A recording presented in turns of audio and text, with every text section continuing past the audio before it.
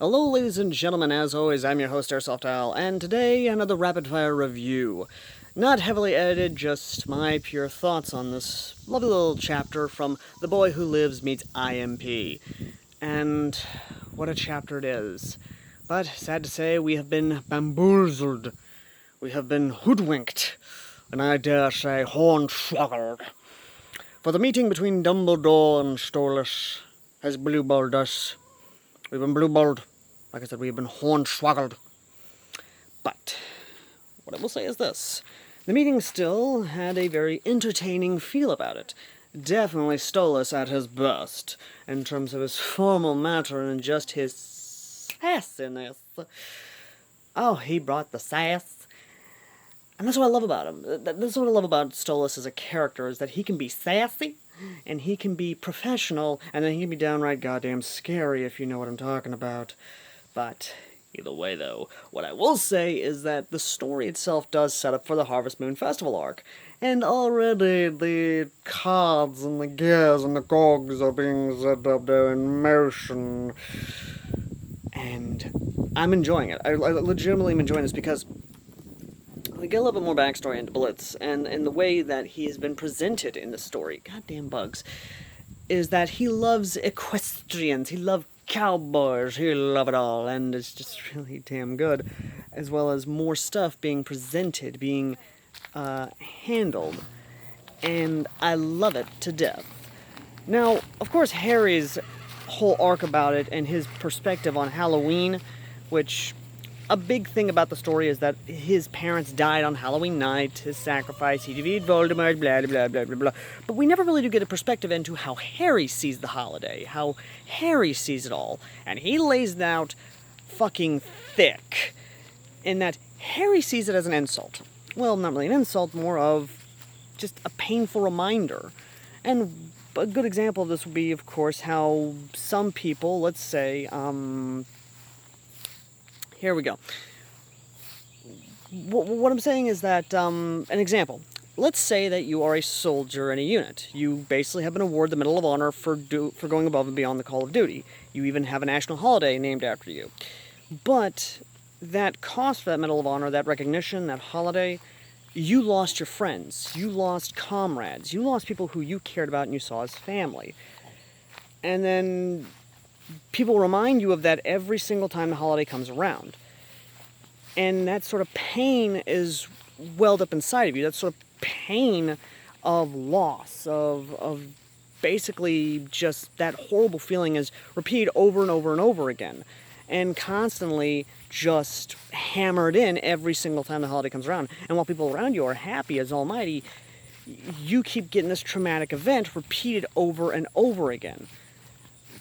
That, I believe, is the best example I can say for Harry in his view of the holiday, because while people around him are ecstatic about it, those who understand, like Tonks, the twins, and of course even Ron, slowly starting to come understanding of what all this is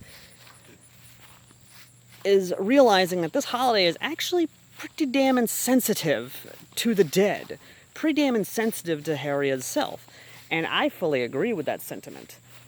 You are essentially celebrating the death of a boy's parents. And that is just beyond insensitive. But, in terms of just how the perception is of Harry being allowed to leave, well, apparently, Dumbledore is going to have a spy on him because, of course, he is. Dumbledore is a manipulative and or senile jackass who has to have everything in control.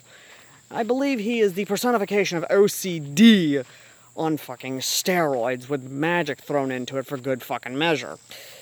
But what I will say is that while that is my own personal belief, and many others, including a majority of people's personal belief of Dumbledore's manipulative nature, what I do believe is that when the true nature of Harry does come to light, and I mean this, once the Sorcerer's Stone happens, what I believe is going to happen, and author, you can correct me if I'm wrong, you have my Discord, you can contact me anytime to correct me, or you can comment in the comments section, but here's the thing.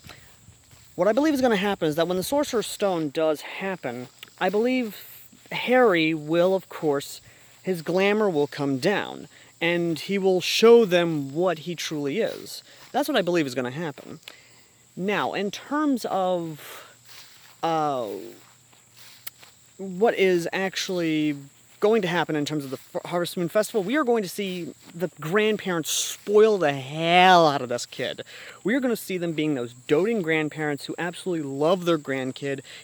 We could see the aunts and uncles being those lovable aunts and uncles who want to bring him in on everything, get him into trouble, have some fun, just the usual fun stuff, essentially.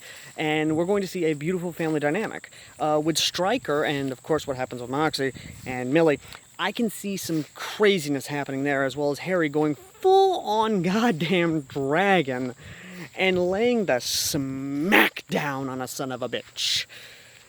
As well as trying to cheer his dad on for trying to basically prove himself to his grandparents and the in-laws, which even then, I think that animosity will be downplayed a bit, because it's like, you know what, we love our grandson, we love our daughter, we may not like you, but we'll be civil for our grandson's sake. That's what I believe is going to happen. And again, I'm looking forward to it. If you guys actually do enjoy this, or you enjoy this story, sound off in the comment section down below. And if you guys want to help support the channel and what we do, consider donating to our PayPal. It's folks like you that actually make what we do here possible. And the next Rapid Fire review, we take a look at BoJack Horseman, the nihilistic view of the world, and a boy wizard who happens to be half horse. How the hell did that happen? Stay tuned to find out in the next review. Till next time.